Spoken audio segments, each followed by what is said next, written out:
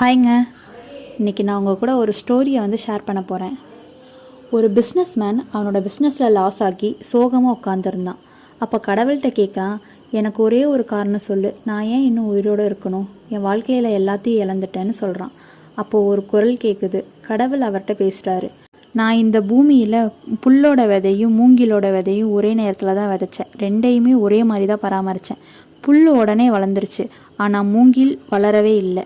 புல் எப்படி பார்த்துக்கிறனோ அப்படி தான் மூங்கிலையும் பார்த்துக்கிட்டேன். 1 வருஷம் ஆச்சு, 2 வருஷம் ஆச்சு, 3வது வருஷம் ஆயிடுச்சு. ஒரு இலை கூட வளரலை. ஆனால் என்னோடய நம்பிக்கையே விடலை. அதுக்கு எப்போதும் தண்ணி விட்டுக்கிட்டே இருந்தேன். அப்புறம் 5 வருஷம் கழித்து மூங்கில் விதை முளைச்சது. 6 மாதத்தில் புல்லை விட 20 அடி வளர்ந்துருச்சு. மூங்கில் வளர்றதுக்கு தான் 5 வருஷம் எடுத்துக்கிச்சு. அந்த 5 வருஷமும் அதோட வேரை பலப்படுத்திக்கிட்டு இருந்துச்சு. அப்போ தான் அதனால் 20 அடி வளர்ந்து நிற்க முடியும்.